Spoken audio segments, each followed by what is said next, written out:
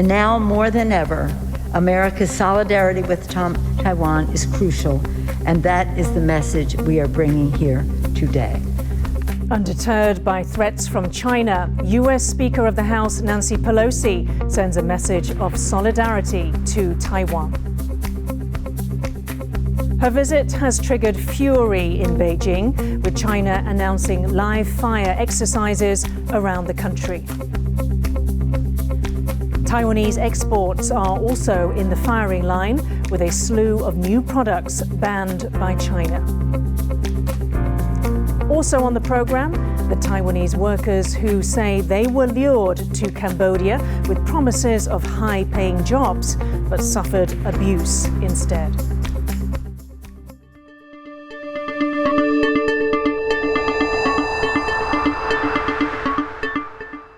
A warm welcome to TaiwanPlus News. I'm Yin Khvat. U.S. Speaker of the House Nancy Pelosi says she is in Taiwan to express bipartisan U.S. support for the country. She made the comment during a meeting with Taiwanese President Tsai Ing-wen. Pelosi's visit has infuriated China, with Beijing announcing a series of live-fire exercises around Taiwan in response. More on that in a moment, but we begin our coverage here in Taipei with the details of Pelosi's visit. James Chater reports. An intimate exchange between US Speaker of the House Nancy Pelosi, second in line to the US presidency, and Taiwan's President Tsai Ing-wen. The remarkable scene, the first such meeting in 25 years. Pelosi also met with other Taiwanese legislators across the political spectrum, as well as top officials from Taiwan's semiconductor giant TSMC. But Pelosi is here, she says, to express her unequivocal support for Taiwan's democracy.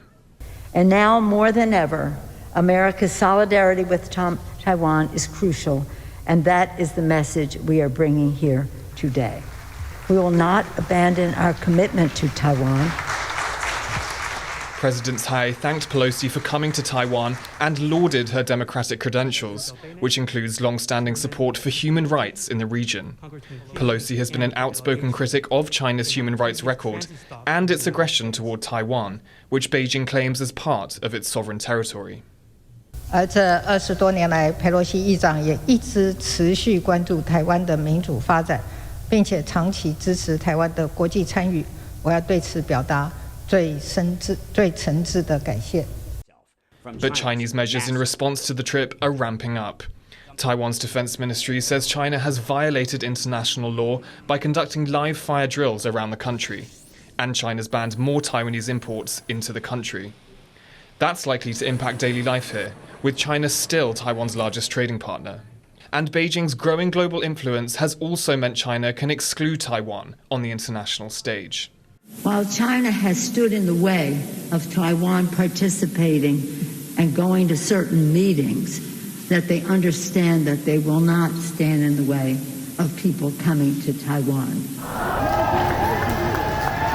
Pelosi's visit has made headlines around the world for its significance in anticipation of China's reaction.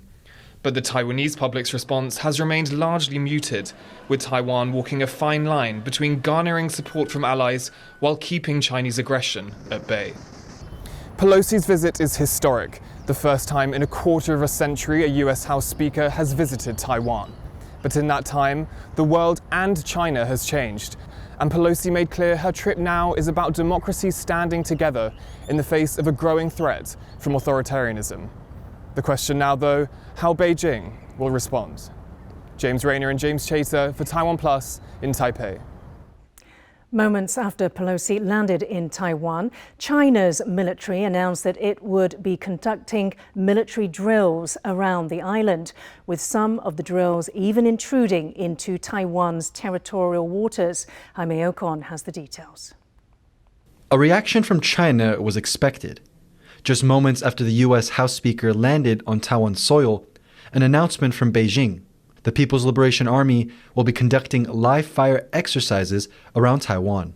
According to the Chinese military, the drills will begin on Thursday and last until Sunday. They would be held in these 6 regions, 3 of which intrude into Taiwan's territorial waters.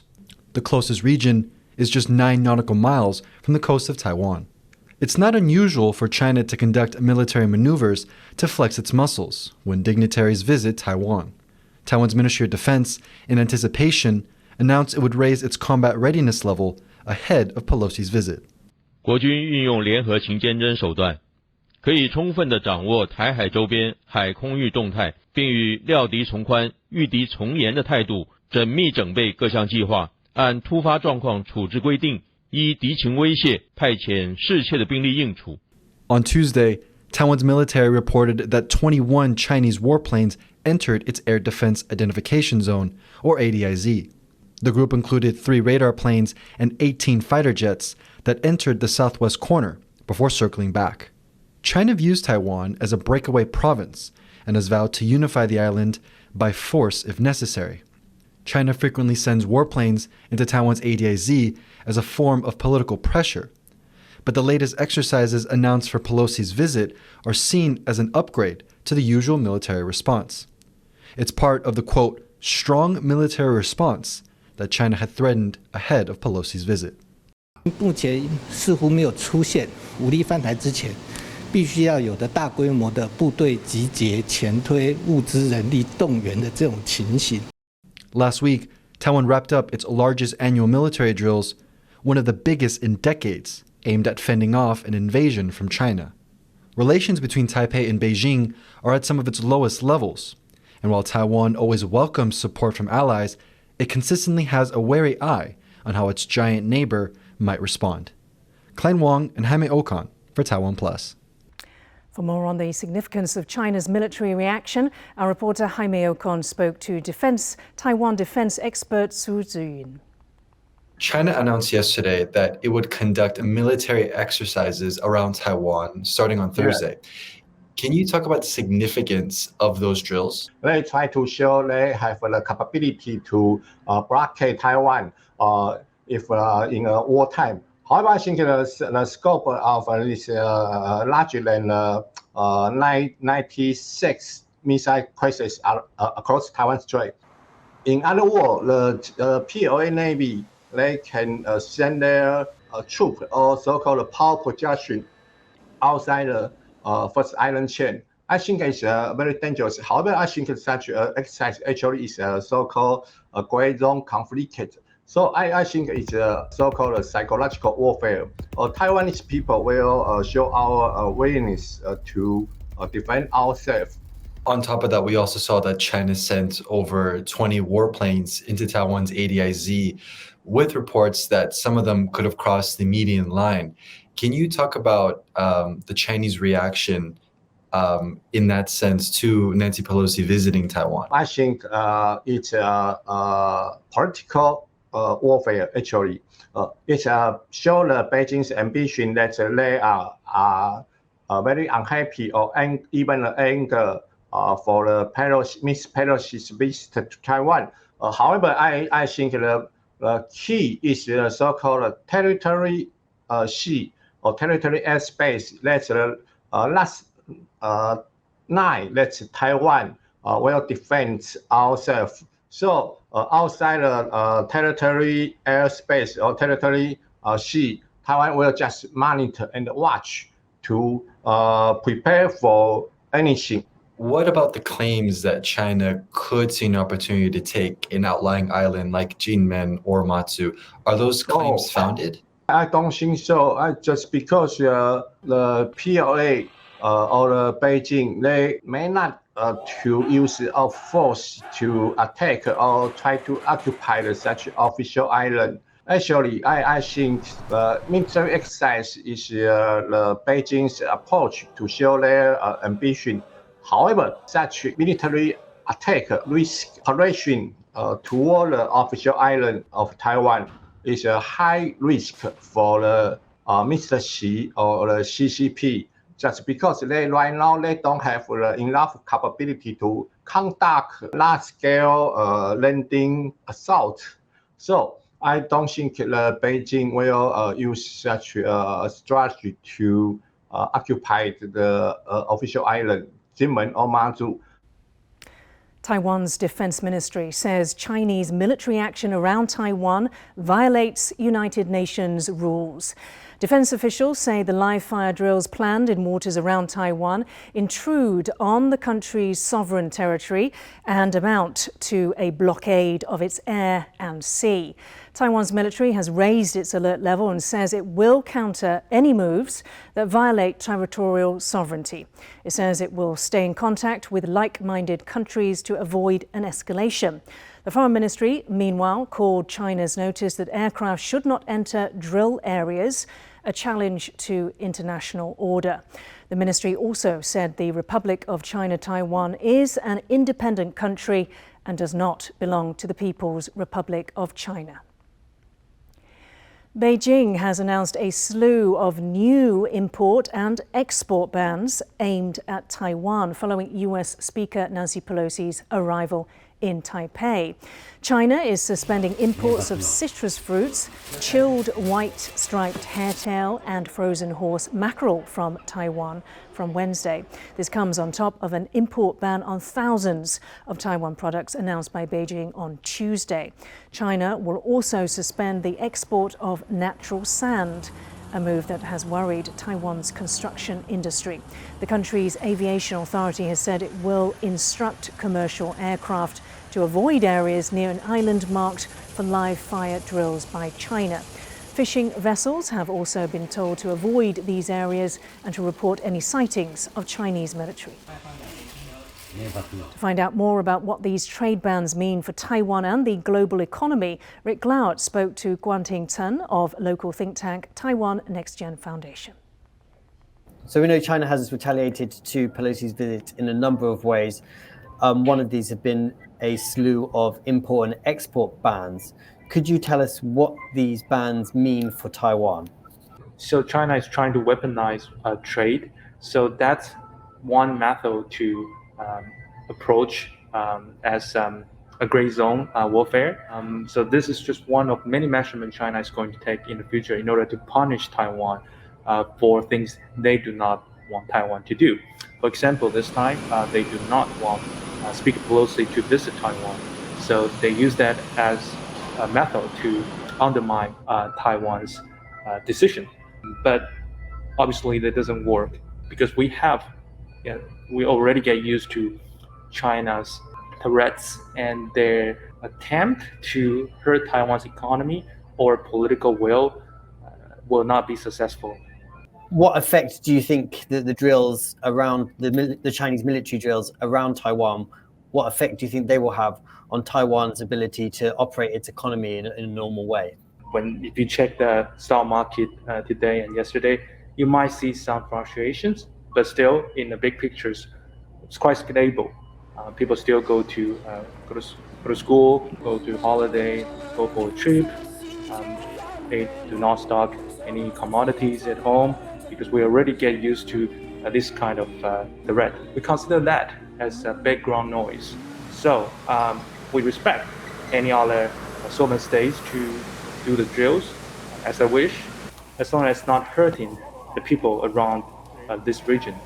So when I say the people, including businessmen, including investors, including for example, airlines that are being conducted properly in the region. How can we expect regional partners or trade partners to react to this type of economic disruption this week? Obviously, it's not just hurting Taiwan. Taiwan has a very important, Taiwan constitutes a very important role in the international supply chain, especially on high-tech devices. So what China is going to do, what China is doing right now, will not only hurt Taiwan, but also hurt the world. Definitely hurt themselves as well.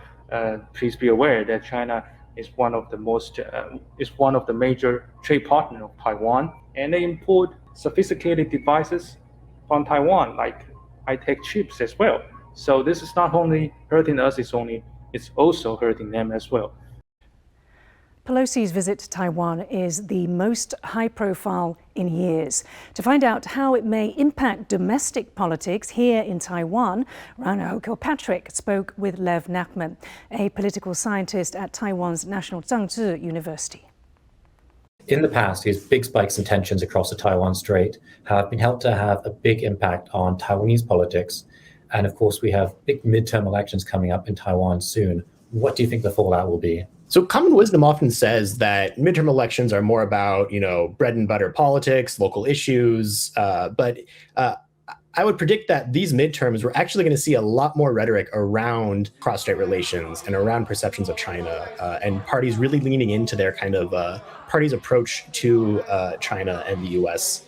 This time around, especially just the timing of all of these events with the midterm happening in November. I think it's going to be very much on Taiwanese voters' minds when it comes to voting for their local officials. How has the political opposition in Taiwan been reacting to this visit?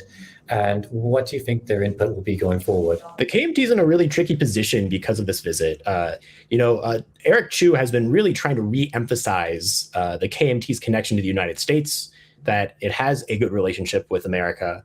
We saw that from his recent visit to Washington, D.C. But domestically, the KMT has been rather quiet and cool on Pelosi's visit. And, we've seen some of the more extreme deep blue voices coming out in strong opposition. There were people protesting outside of Nancy Pelosi's hotel yesterday. And even though these are fringe parts of kind of the pan blue vote, it does speak to kind of how that deep blue base of support that the KMT does need to mobilize for elections might not look favorably upon these visits, which means that Eric Chu is going to have to be very careful about how he reflects on Nancy Pelosi's visit to Taiwan in a way that doesn't isolate voters who are in favor of this, but also does not isolate voters that oppose it. We've been seeing more and more of these high-level visits to Taiwan by foreign politicians in the past year.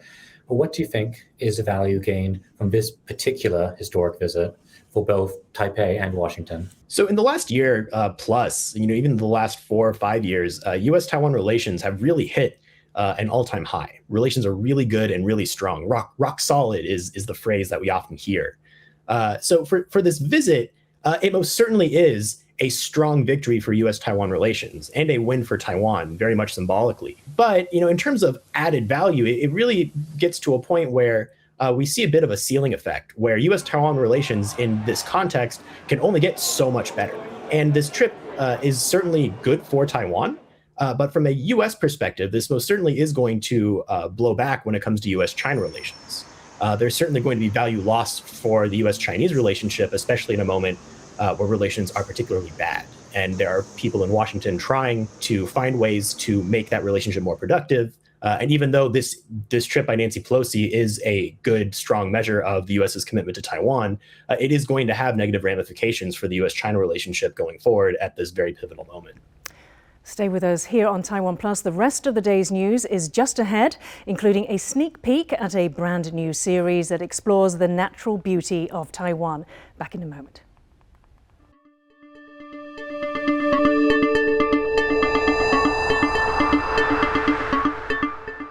Good local time, everyone. Welcome to Innovative Minds with Audrey Tong.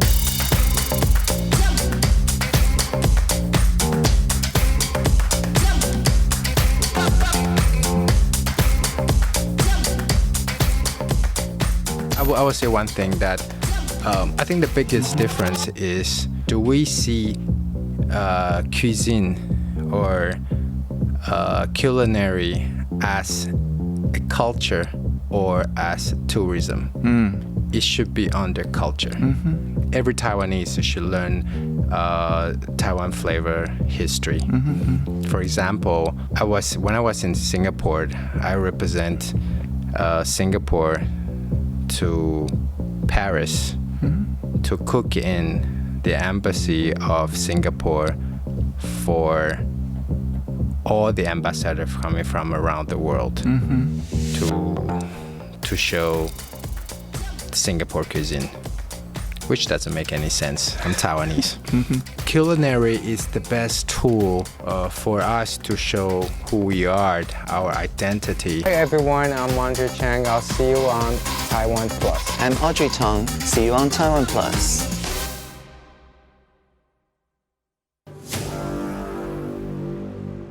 For more stories from Taiwan and around the world, please make sure to download the TaiwanPlus app.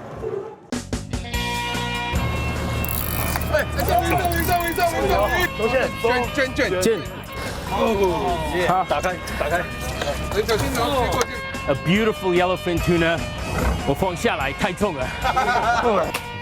没吃个猪肉，再看到猪脚路啊。Very nice。OK， 好。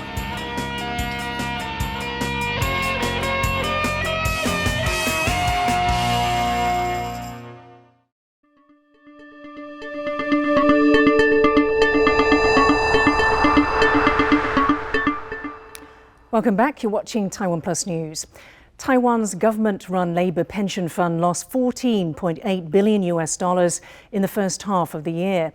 Almost half of that was in June alone. 这个市场是因为跌得很凶啦，所以那金融环境因为上半年确实在表现上不是很好。 The Labour Ministry says a resurgence of COVID and Russia's invasion of Ukraine disrupted supply chains and spurred inflation, hitting global stocks. The ministry says uncertainties remain for the rest of the year, but that a gradual recovery in the coming months is possible. Taiwan's Railway Workers Union has passed a motion to strike on a number of major travel days in the coming months. The union says its members will not work during local elections in November, a time when many people will travel to their hometowns to vote.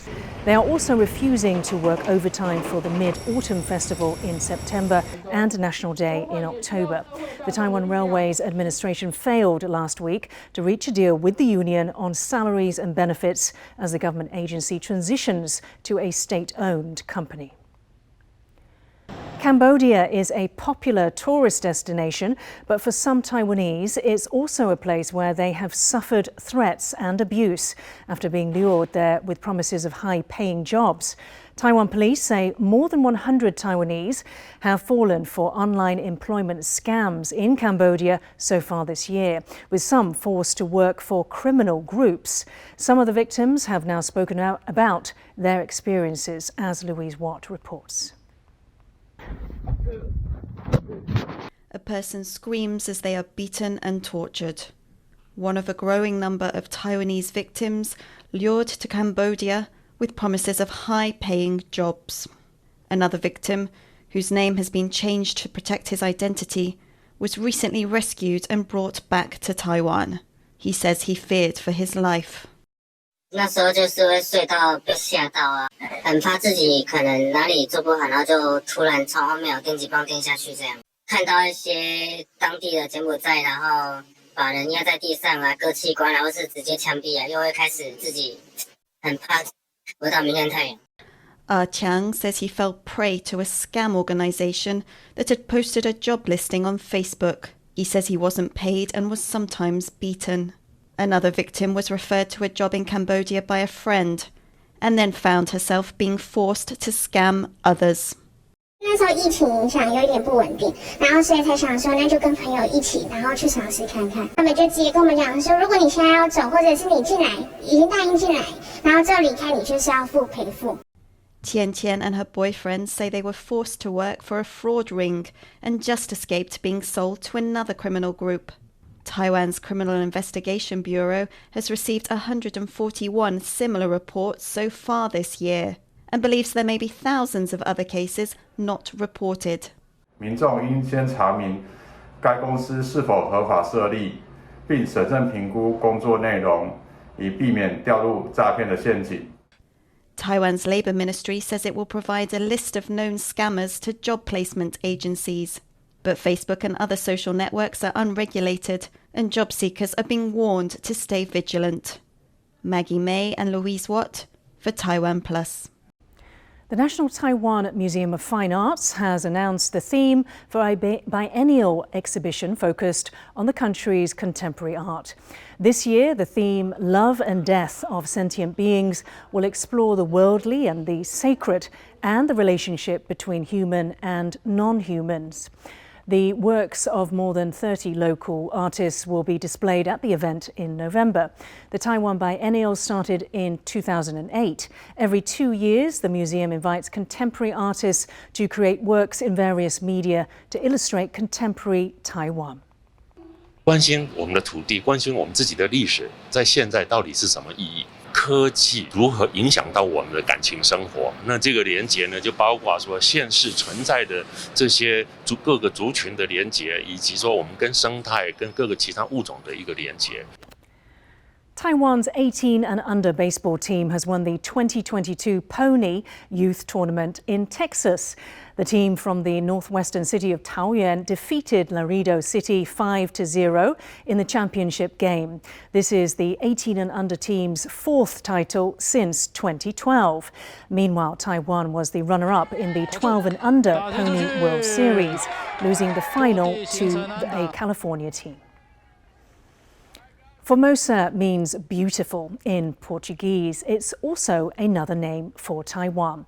Before we go, we want to give you a sneak peek into a new series exploring the natural beauty of the country. This is the song of the Taiwan Swinnow pheasant. It's part of TaiwanPlus's new program, Formosa Forevermore, showcasing the indigenous culture, natural wildlife and beautiful vistas of Taiwan. 要介绍台湾，要理解台湾，当然我们人文是一个很重要的一环。可是我们的自然环境，它更是一个很长久、更存在这个世界上，它跟整个地球的对话的一个语言是更直接的。You can find more on our new series Formosa Forever at TaiwanPlus.com. Thank you for watching Taiwan Plus News. I'm Yin Khvat. Finally, we leave you with images of the annual New Jersey Lottery Festival of ballooning in the US. Around 175,000 people and 45 balloons are participating in the event. For more stories from Taiwan and around the world, please download the Taiwan Plus app. Stay safe and see you next time.